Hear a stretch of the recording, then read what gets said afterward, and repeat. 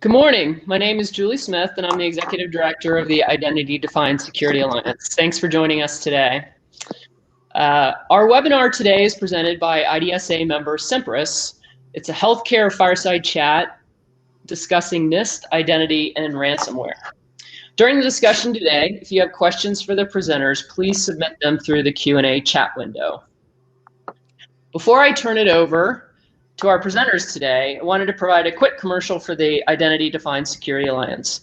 The IDSA is a nonprofit organization that facilitates community collaboration to help organizations reduce risk by providing education, best practices, and resources to implement identity-centric security.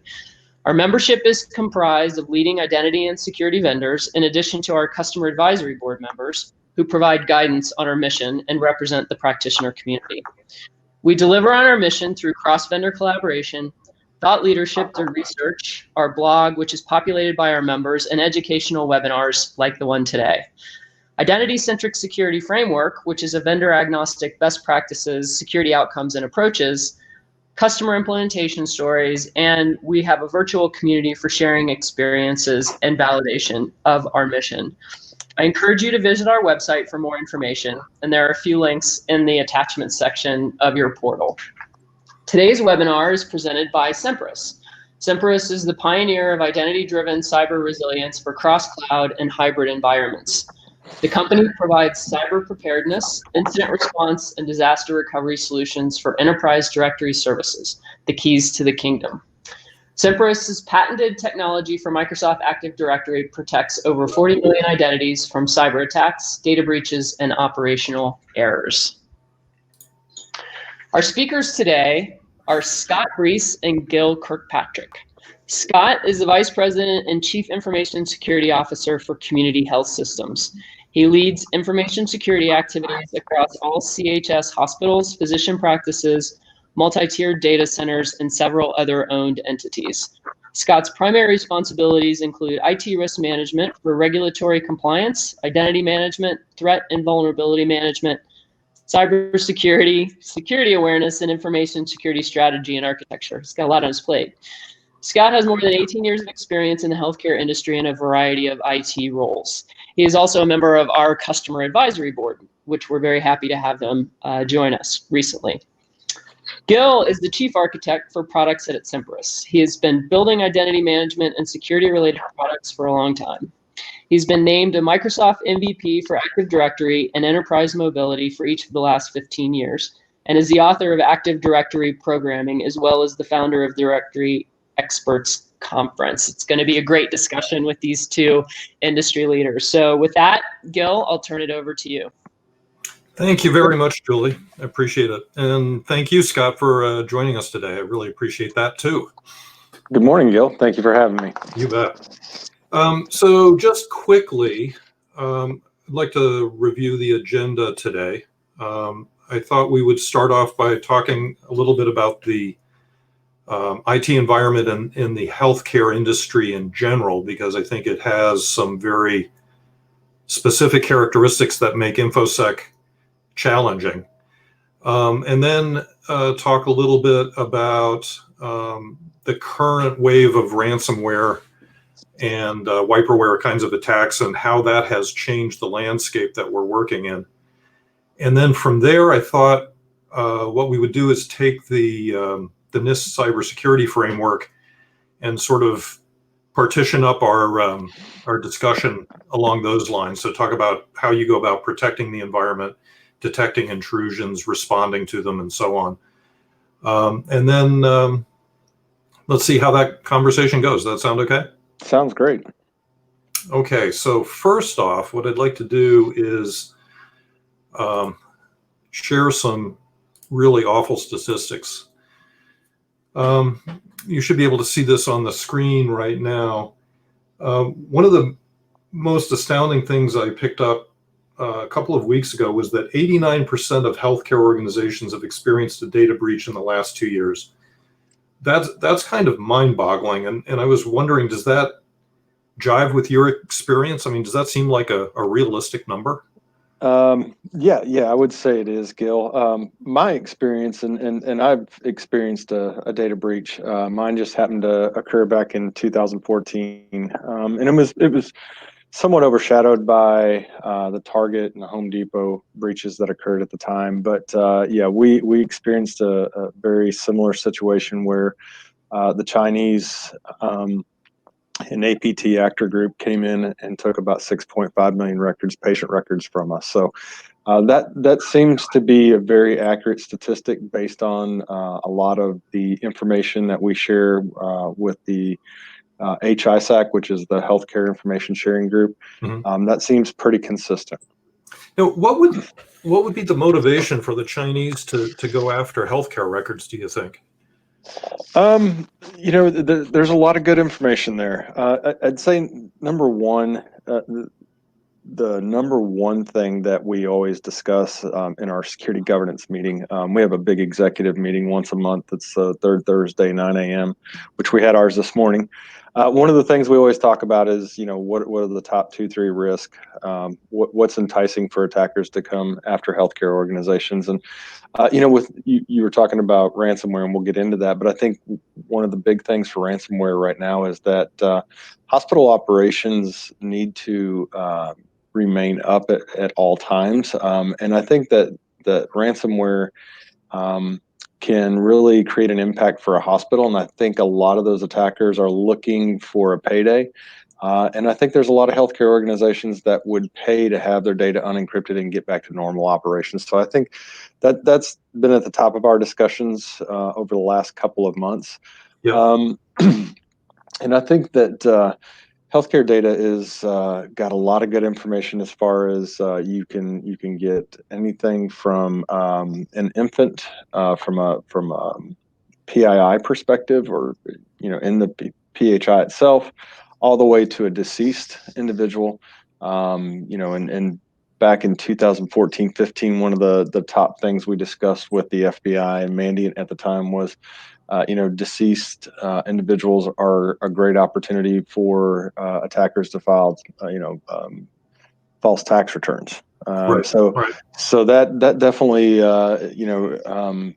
is a big reward for them there. You also, in the patient information itself, you get the guarantor information. So you're really getting two identities potentially in a single record. So that's definitely lucrative there. The guarantor is responsible for the payment to the healthcare organization for the services rendered on that patient. And it might be a custodian, it might be an adult for a patient that is a child. So there's opportunities to get a couple of identities in one record as well. As far as the environment itself, I think it's enticing because healthcare is very non-standard. The different third-party application providers build their application stacks a little bit differently. It lacks standardization, and so it makes it challenging from an IT perspective to support an environment, patch an environment. So being able to move laterally becomes very easy. Sure. There's a lot of third parties that we do business with as well, and those third parties have a fourth party, and so the connectivity is you can compromise a third party and to move into our environment becomes somewhat easy. I won't say we've done a lot here lately to enhance that and make that more complicated. And create more visibility around those third-party connections, but it's definitely a very complex, non-standard environment that makes it easy for attackers. Yeah. So one of the things in my experience working with large enterprises in the InfoSec space is that the cost of security or information security is really spread out across different components of the organization. It's not all in one bucket that you can assess what the cost of security is. And there's one statistic in here that says annual costs associated with cybercrime in general in the healthcare industry are expected to grow to $8 billion in 2020. And I think I've seen a statistic that said the total cost of cybersecurity was in the tens of billions, hundreds of billions of dollars across the board. Have you seen in your hospital experience that the amount of money that you're spending on security efforts has increased substantially? Yes, I would say it has. One of the things that influence the costs are mergers and acquisitions as Right. well. I think at one point we're about 90 hospitals today. We're just under 3,000 clinics, physician groups. We're moving more to outpatient services like their freestanding EDs, same-day surgeries are being conducted in smaller buildings that require less overhead. And so as we continue to grow, we absolutely, try to incorporate our security practices around those mergers, acquisitions, or newly developed entities that we're building out.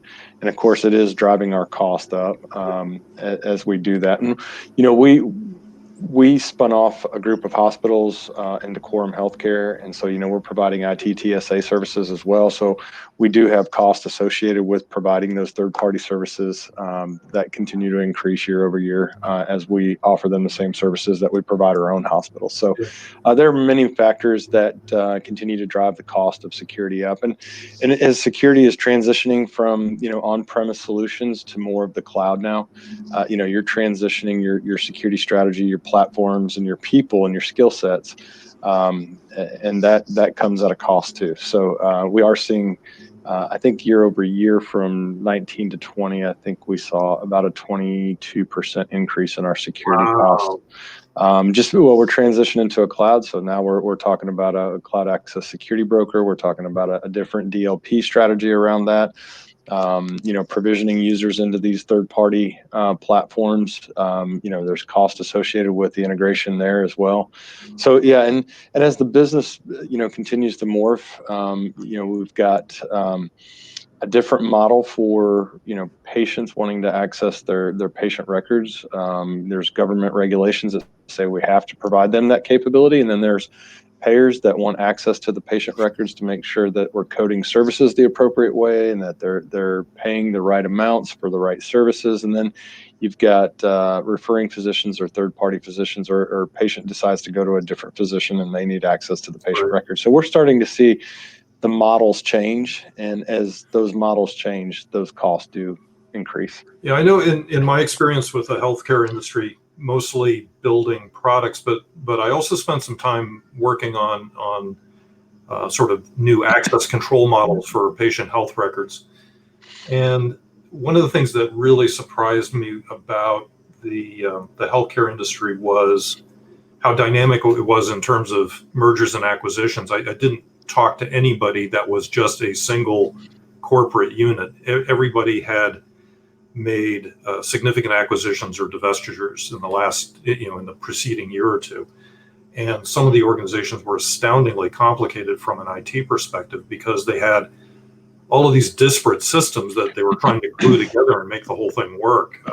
And it's remarkable in some ways that it even works at all. It's pretty crazy that way.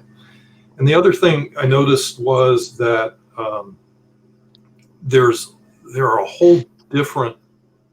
are many different classes of employees in the healthcare industry. So you've got the typical back office corporate types who go through a normal career cycle. They'll be there for several years at a time, but then you have people working on the hospital floor who might be there for 6 months and then rotate out to a different hospital. You've got temporary staff coming in. There's lots of contractors involved. That really complicates the identity and access picture as well. Yeah, it does. There are multiple, and when I say multiple, not just a few, but quite a few different use cases for users in our organization. One of the most complex ones that we find working our identity and access management strategy around is referring physicians. They may not be employed by us, but they're referring patients to us because of specialties that we may have in that market. And generally what we find is when a referring physician, sends a patient our way, they want their office manager or their office staff to have the same level of access as they do in the event that they need to look up information relating to that patient because that physician is trying to deliver care associated with whatever medical condition the patient may have. So that's a little bit of a challenge for us. Our roles-based access is defined based on job code, department code, and entity code. Yeah. And the regulatory pieces by the federal government mandate that it should be a minimum access necessary. So how do we justify giving physician office staff the same access as a physician to their patients? Yeah. We're challenged with that.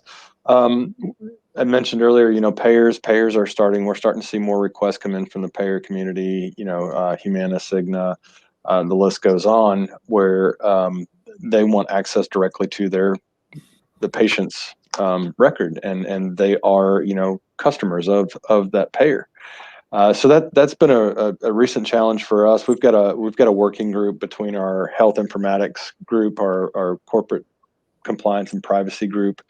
We've even got our managed care group who manages those contracts with those payers involved in the conversations, and granting access into some of these EHR and AMR systems for the electronic health record is a bit of a challenge because you can give a read-only access to those payers, but how do you narrow it down to where those payers are only looking at their patients?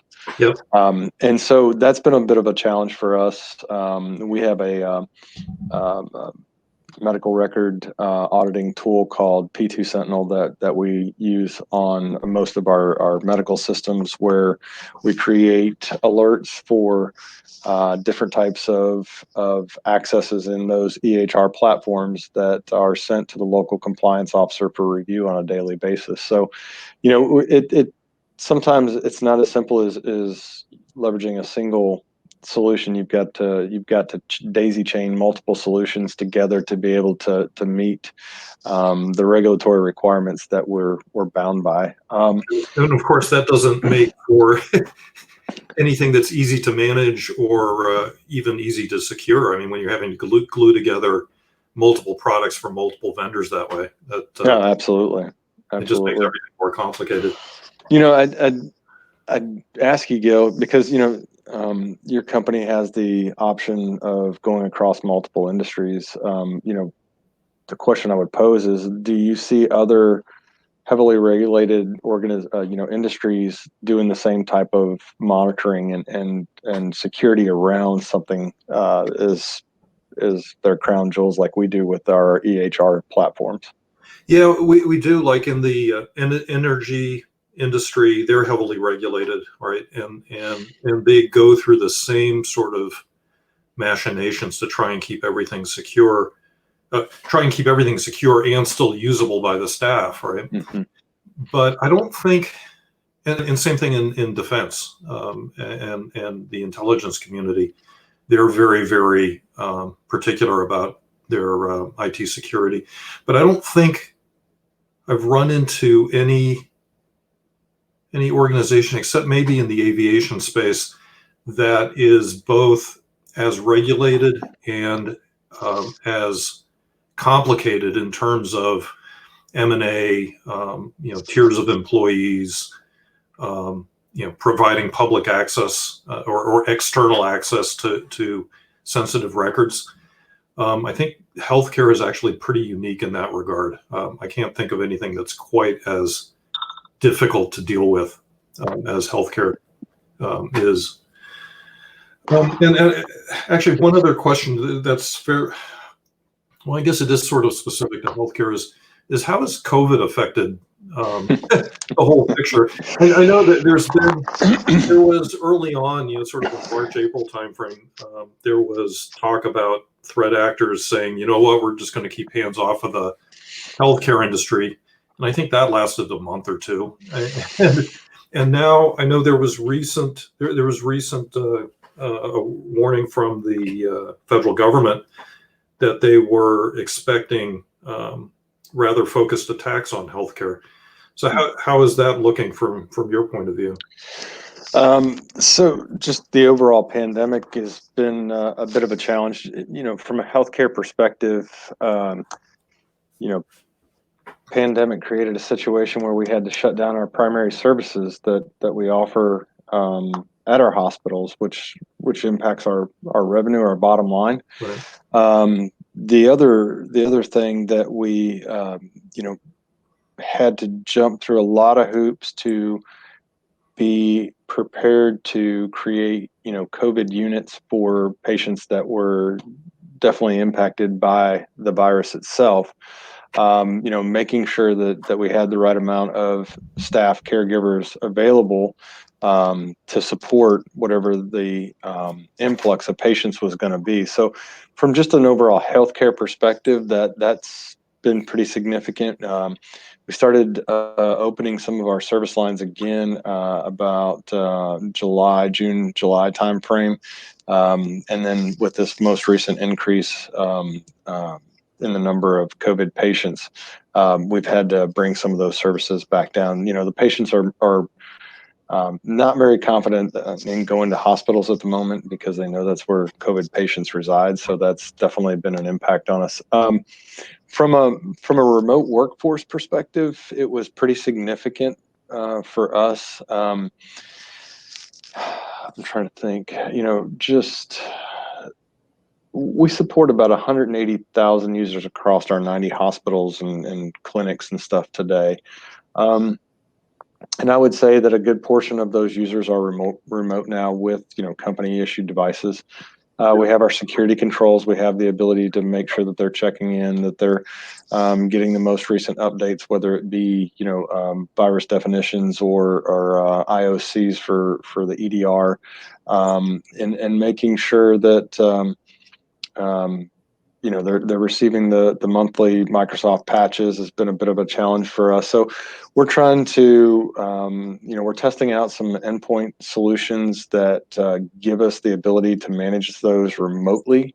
Mm-hmm. And it's been interesting to see the different use cases that we run across in that process.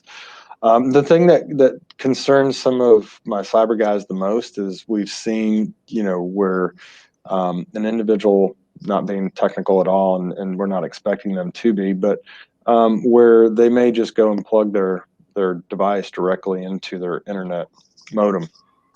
And then we're getting some alerts back when they're VPNing in. So we've seen some scary situations like that occur. And so that definitely, spun us up into a big awareness campaign on making sure you have a wireless router in between your internet modem and your device. We've even worked with the service desk to make sure that people call in and we give them support to be able to set up, those wireless routers, for free if they're not technical enough. So we've also transitioned some of those remote users, like coders and stuff. We've published a Citrix desktop, and Right.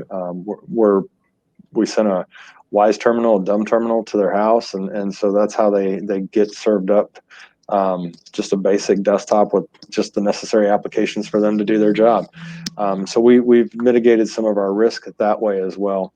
It's a great example of how the classic firewalled corporate network has dissolved. I mean, Mhm. once you start opening up VPN, it's amazingly clear how the thing just turns into Swiss cheese, because you're dealing with everybody's personal devices, their home networks, their home ISP, and all of that stuff that you've got very, very little control over.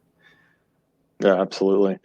We've had some people in some of our different business units remain in the office just because they refused to get internet at their house, which we thought was odd in 2020 that somebody didn't have internet at their home. So we've had different use cases, like I said, we've come across. But from an attacker perspective, we have seen an increase in the number of spear phishing attacks. Matter of fact, last week we had one that was COVID related, and it was about 2,600 individuals in our organization that were targeted. And luckily we do about 10 to 12 phishing campaigns a year to any user that has and we're on G Suite, so any user that has a Gmail inbox, they participate in our monthly or we try to do monthly phishing simulations so that we can educate users, and we make sure that we're putting out a monthly newsletter, the do's and don'ts of email, or we give them examples of phishing emails that we retrieve, and we try to use that to educate folks. So we've done a pretty good job, and we're pretty fortunate. The 2600 spear phishing attack was reported through our phishing button into our SOC. Yeah.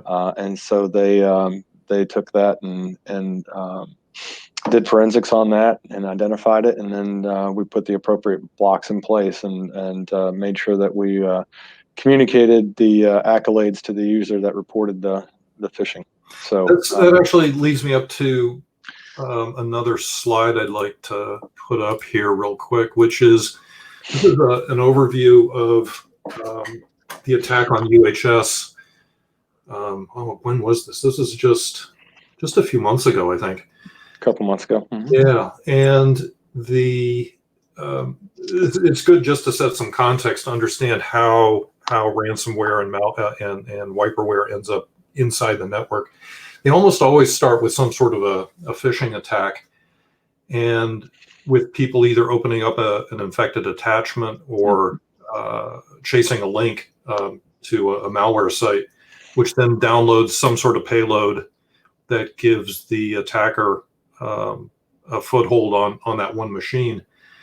And then depending on the tool set that the attackers are using, they'll expand from that machine and try to get elevated credentials on other machines and basically move laterally across the network. There's so many tools available. I was doing some research on this maybe 3 weeks ago. The number of tools that are available for attackers right now to recon a network and move laterally is really, really impressive. And using a technique called Kerberosing, which is a way of sort of creating custom Kerberos tickets, gives them a way to get access to other machines, to copy more files onto other machines and get persistence across the network that way. There's a tool set called Cobalt Strike, which is nominally a blue team tool suite, but is also used by attackers. And they end up deploying that on domain controllers, and essentially at that point it's game over, and they own the entire enterprise. Anything that's connected to Active Directory, which is generally speaking most things inside the network. And we usually think about ransomware attacks as being sort of a lengthy process, right? The initial drop might happen 1 month, and then the attackers actually start compromising internal systems months later. And this particular attack happened almost within a day, which is pretty remarkable. And that puts a lot of pressure on how you respond to an attack once you detect it.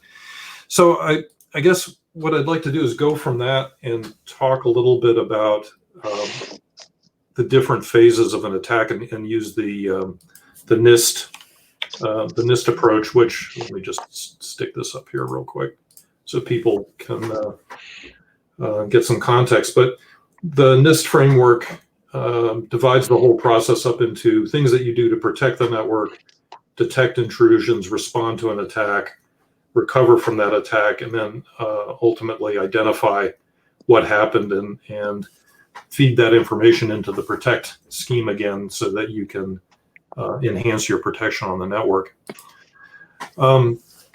So let's start talking a little bit about what you do to protect the network. And I thought it might be helpful to sort of start with basic, how do you do a threat assessment and assess your security posture and adjust the way you protect the network to reflect current threats that you're aware of? Yeah. We take multiple approaches. Of course, I think most healthcare organizations perform an annual attack and penetration test. We do that. We also don't manage that relationship or that service. We rely on our internal audit department to manage the relationship and when the actual attack occurs and what the scope of it is. Really? Yeah. Yeah. The reason being is because I'd prefer not to know when they're going to do it. I know it's going to be done annually, right? And I want to make sure that our resources are doing their jobs. From a perspective of threat and vulnerability management, updating the tools so that our SOC can do their monitoring and their incident response work. And we take a hybrid approach to our SOC. We have a third party that we have on contract to do 24/7 monitoring with us, along with our own internal resources. So we do have a true 24/7 monitoring capability. But as part of that A&P test, they do external, they do internal, they do social engineering or phishing attempts as well. They cover everything from patch management to our endpoint protection suite that we have in place, making sure that we have the right detections in place. And then they also come back in the second part of the A&P test and do a red team, blue team exercise with us. So like you were talking about Cobalt Strike, right? So they're going to execute those things. They do, I want to say it is 1 week. It's generally a Monday through Friday scenario, and they have all these simulations set up that they run in different parts of our organization. It's not all just driven from the corporate office. So they may take 2-3 guys down to one of our nearest hospitals, which could be 45 minutes or an hour away. And they may go into some of the physician clinics too. So they're really trying to test all aspects of our network down to the physician clinic, and all of those are recorded. All of those are documented, and all of our tools we build a remediation plan or an action plan as a result of that red team, blue team, and the A&P test as well. A lot of the findings, critical, high, medium, and lows are sent over to our we have a security risk register. We have a risk register committee that meets on a monthly basis. And so all of those go into our security risk register. And we build, POAMs from those plan of action and milestones. And we track those, and those get reported to our security governance committee, which is that executive committee that meets once a month. So every month there's a A&P update or a security risk register on the findings from the A&P as well. Like you've really institutionalized that whole process pretty well, even at the executive level. Yeah, it is. And they take it very seriously. There's an annual report that goes to the board of directors. And one of the things we do too is every 2 to 3 years, we bring in a third party to assess our organizational maturity. So I think this year we're using E&Y, and well, it'd be 2021, but they're kicking off in the first week of December. It's a 6-week assessment, and they'll go through and they'll look at 20 different domains of our security organization, everything from patch management to DR as well. We try to incorporate all of IT's capabilities or services or functions that we partner with them on as part of our organizational assessment process, so that we get a full picture in the event that we have a security incident. And then we've recently increased the tabletop exercise capability as well. So we do one of those big ones on an annual basis, where we include business continuity and disaster recovery capabilities as part of that. I think this year we're using, I want to say KPMG to perform that tabletop exercise. So it helps us identify where we have, risk or, maybe some shortcomings. And then again, we build a plan of action out of that and report on that until, remediation is complete. So There's other things. We have patch management processes in place that we do classifications around the different Microsoft, Chrome, whatever third-party application may be releasing a vulnerability, Citrix. We have a communication process. We log a lot of that through our governance, risk, and compliance tool, and then we have a process where we track and report all those risks up through that security governance committee meeting to the executives, to the board of directors. So how quickly do you turn patches around? So if Microsoft issues a security-related patch, how long does it take for you to actually get that out to the production systems? So the classification process we generally have done within 48 to 72 hours, depending on how many are released. Now that's just the classification process. Then that process is sent over to IT. IT then builds the patch packages and does some testing across multiple locations. I'd say that we're probably 45 days, unless it's critical. I mean, if it's critical, our SLA is within 24 hours to being patched. Mm-hmm. But if it's high, medium, low, we're generally 30 to 45 days turnaround on patch deployment. Now, not all systems get patched. One of our challenges around that is third party. We have agreements with, like, let's just say GE perinatal, right? Mm-hmm. We, in our master services agreement with GE, they're responsible for supporting the perinatal per the contract, right? And so they have certain levels of patches that they certify, and that's what gets applied. And so they may sometimes be 2 to 3 months behind on patching those systems because they're just not certified at that level with that application. So we do have our challenges. We try to increase our endpoint protection products around those. Maybe even sometimes do some whitelisting or maybe some segmentation on those types of systems. Every healthcare organization, and if they don't admit to it, they're lying, by the way, Gil. They have end-of-life systems, and part of that is because third-party application providers want to charge you $300,000 or more to upgrade a system to a supported platform. So, and healthcare organizations, the margin is minimal, and so it's not always capital investments go to the appropriate places where they either want to grow their services or they are expanding services. And so those will be the ones that get the funding first. For, say, you got a cath lab and you only do maybe 200 visits a year. Well, they're not going to go out and spend $300,000+ on updating a cath lab system. Right. They're going to come to us and say, build a wall around this thing and make sure nobody can talk to it or touch it. And so that's what we do. It's interesting. It's one of the aspects of healthcare that I was struck by.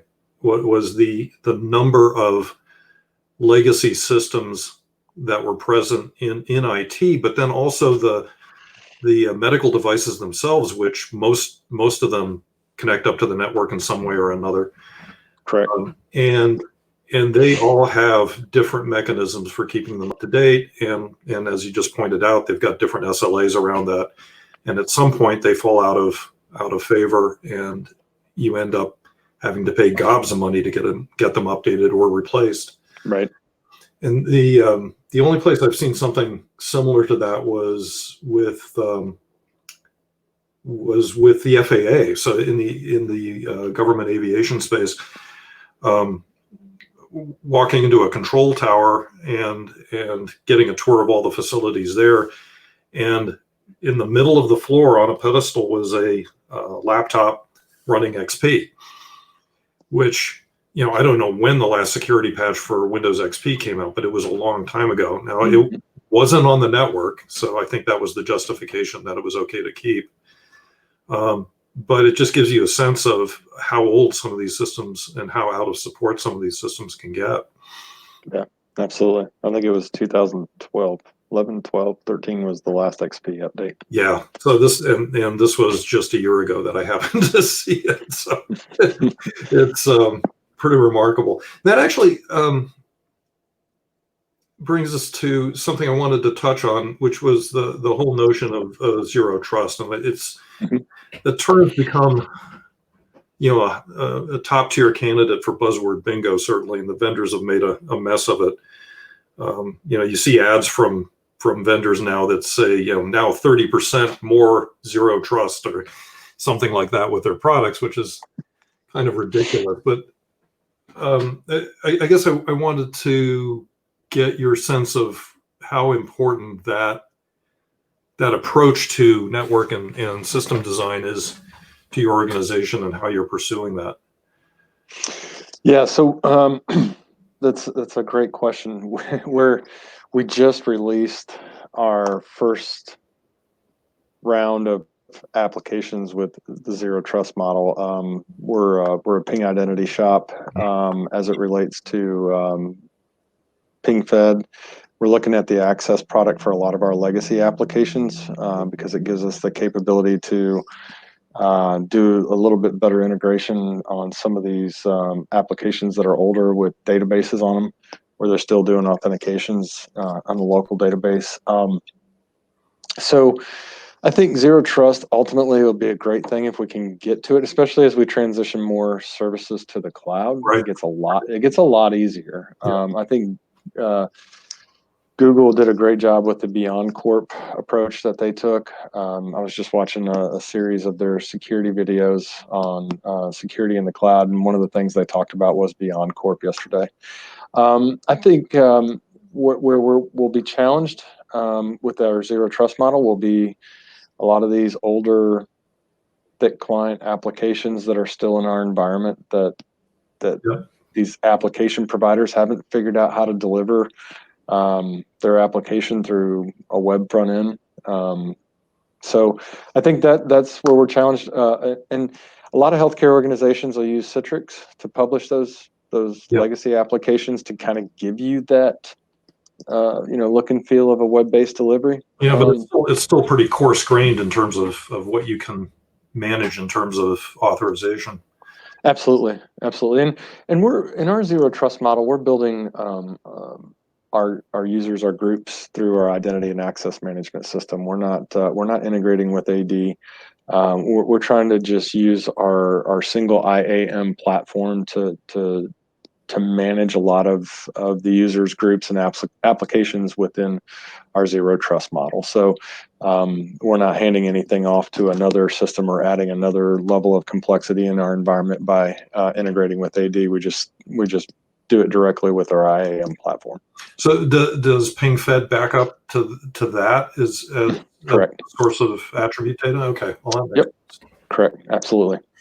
And one of the top items on everybody's list for protecting the environment is MFA, and so I'm personally a big fan of the FIDO2 approach. The ability to do either MFA or passwordless kinds of authentication. What have you guys done in that area?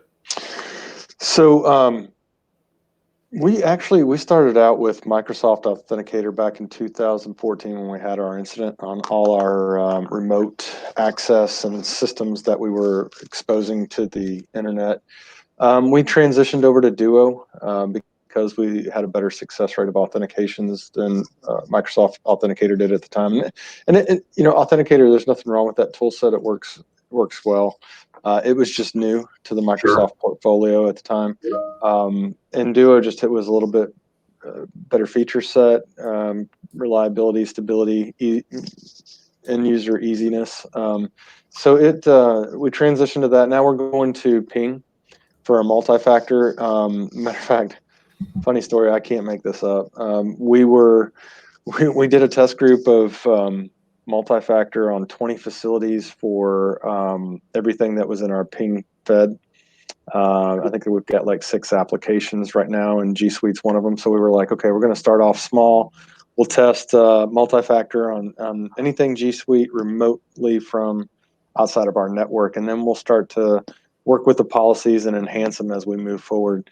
So we did the 20 facilities. Everything went well. Yesterday was our go live for all the rest of our users. So the other 70 hospitals and whatever physician clinics and corporate office and our shared services centers. And we went live, and the telecommunication provider had an outage right in the middle of our go live. Of So course. people were trying to get a call back, and they weren't getting a call back. And so you could tell when the telecommunication provider came back online, everybody was getting all these callbacks on their ping app on their phones. Never, And it was like, never yeah, it was fails, like, does it?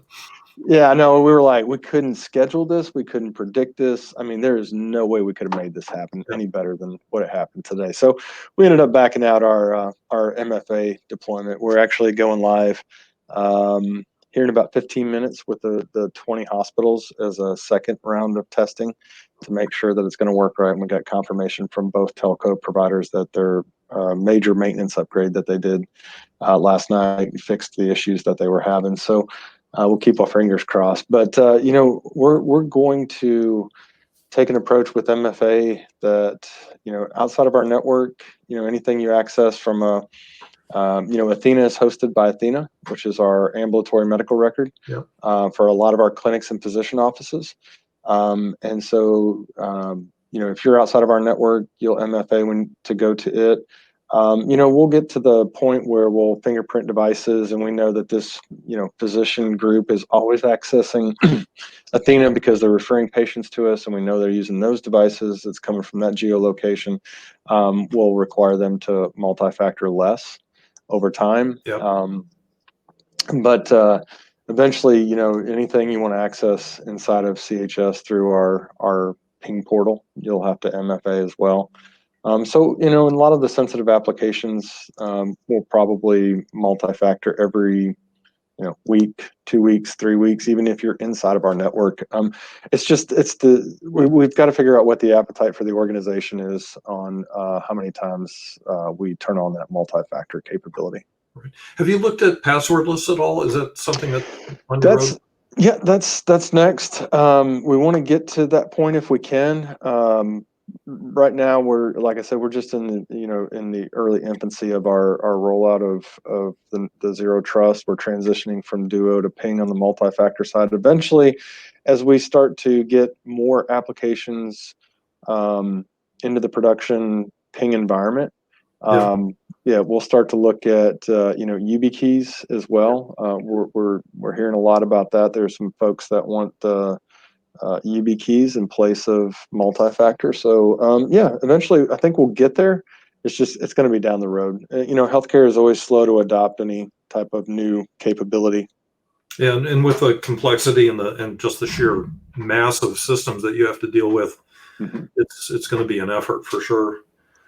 Let's talk a little bit about what you have in place to detect and respond to intrusions. So detection obviously is something that I've got a fairly long history in, but I'm curious how you do,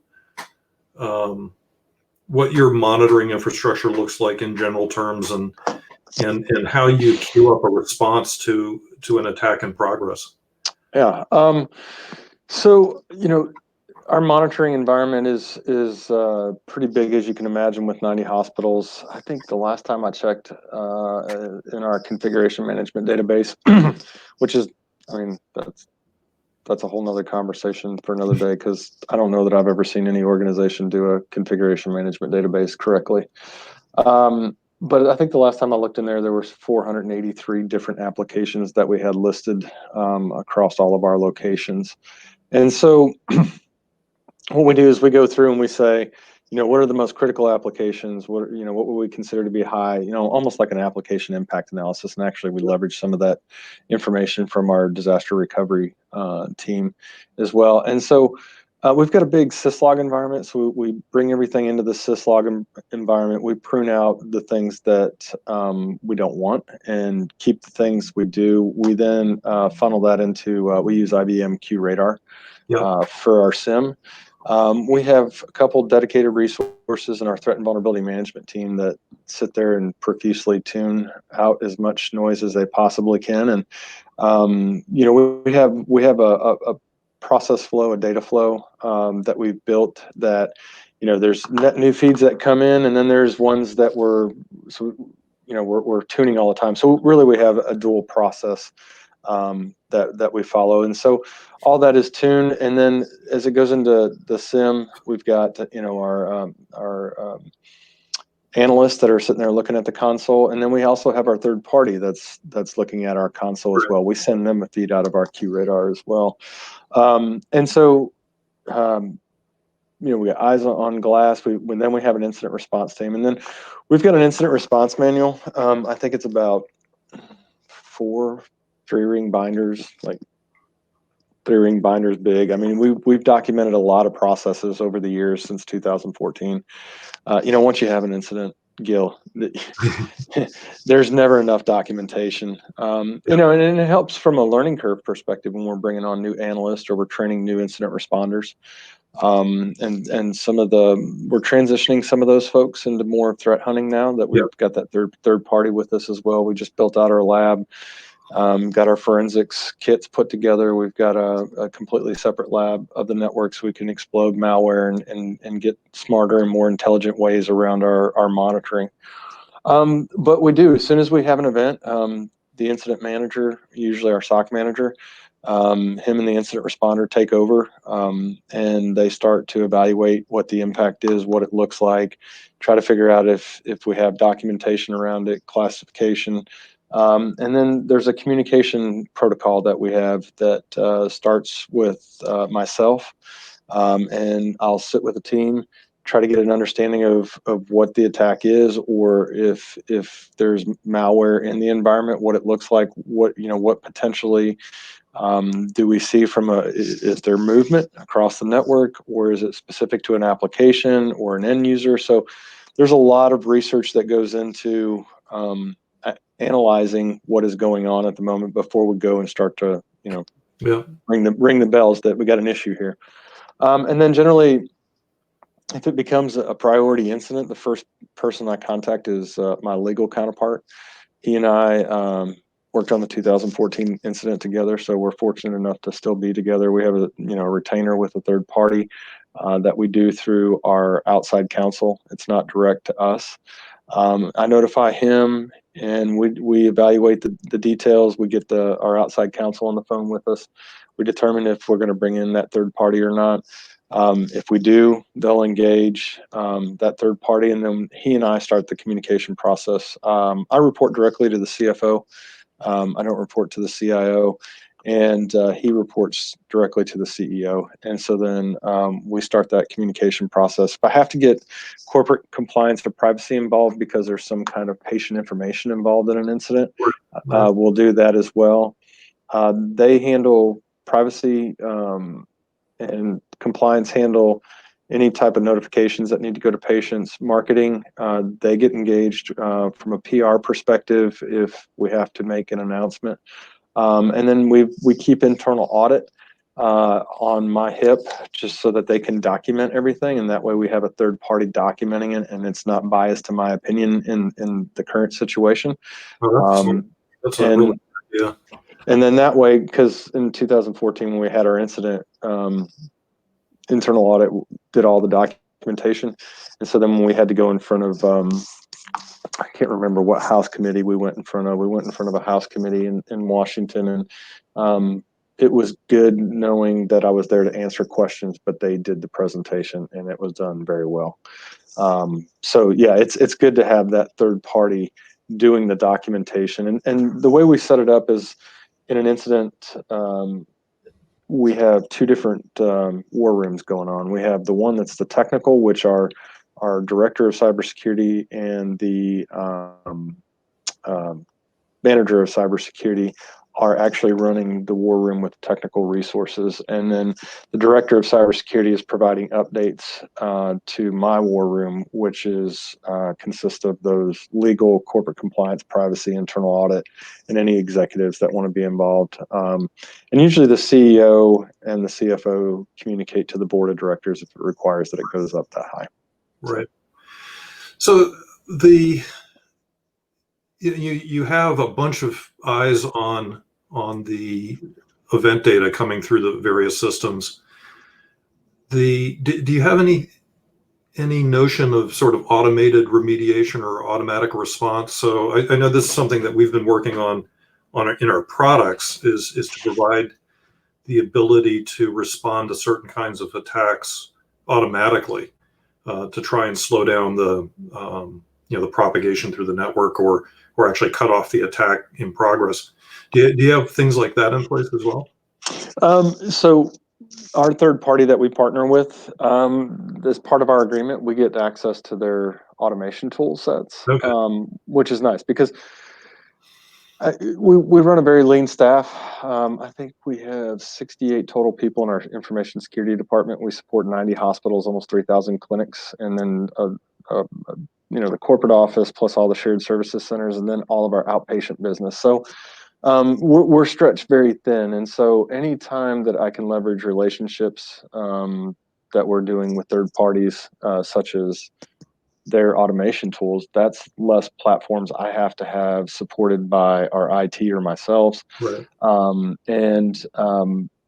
The good thing is that we get to use something that they've built, but they also get value from us in that we get to help them build better things for the healthcare industry. Sure. Well, in an organization your size, they're going to get so much valuable real world data all the time. I mean, that's got to help them out tremendously. Oh, absolutely. Yeah, they definitely get benefit from it. So it's one of those, we've changed third parties once since 2014 in our incident. So we just made that change in September of this year. We were with our previous partner for 6 years, and it just got to the point that we started questioning what we were paying for and what value we were getting. Yep. And so we decided that it was time to go with another third party, and it was one of the best things that I think we could have done this year. Yeah. So we're getting close to the end of our time slot here. I wanted to talk a little bit about disaster recovery. It's something that obviously we're very focused on at Semperis in terms of recovering Active Directory and Azure Active Directory and those sorts of things. But tell me a little bit about how you do your DR planning and your DR exercises, and just cover that off a little bit. Yeah. So from a DR perspective, it's performed by our IT team. Last year, they revamped their DR program completely. They went with EMC Avamar across the board because I think historically we had Falcon Store and IBM Tivoli. We had a couple of different platforms. So they finally standardized on a single platform. They changed their model in that they were backing up local hospital servers to the Avamar system, and then they were replicating that back to our Birmingham data center. As we've learned more about ransomware and the maturity, and you even had it in your slide there for the UHS attack, is that those servers can be encrypted as well. And once you have encrypted backups, you have nothing. Yep. And so we now replicate offsite to Iron Mountain, right. And we make sure that we monitor that connection, those replication cycles through our cybersecurity group. And so that way we always have the capability to do a restore, and it's not on premise at any of our data centers. Yeah. And so as part of our annual risk assessments that we perform for regulatory requirements, we evaluate every single backup plan for each location to make sure that they have performed their annual review and edits to update in case there's any new applications that are added. Then as part of that exercise for marking whether they're compliant or not, they have to perform multiple restores, even if it's just restoring a single file or an object or user into an application. But we make sure that we try to get at least 3 to 4 restores per year to mark them compliant with our DR programs and our risk assessments. Yep. And so all that is stored in our ServiceNow environment. There's a tool called, I want to say it's Maestro or something like that. Mm-hmm. ServiceNow partnered with somebody on that. So all our DR plans are electronic and in the cloud as well. So that's we've changed that model because we used to keep everything on-prem. Yep. I imagine if you really had a scorched earth kind of scenario, that trying to orchestrate the recovery of all of those systems and all those sites would be challenging at the very least.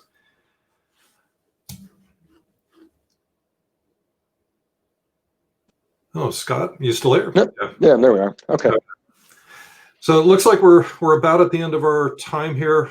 I really appreciate the time to talk with you like this. It's fascinating, of course. And anything you'd like to add before we end it off? No, I appreciate the time, the invitation to do this. I hope that folks get an opportunity to learn something from it. I'd love to do some of these different ones in the future, especially if we can coordinate a panel. But no, I really appreciate your time today, Gil. Excellent. Well, thank you very much, Scott. I appreciate it, and we'll be talking to you soon. All right, sounds good. Thank you. Yep. See ya.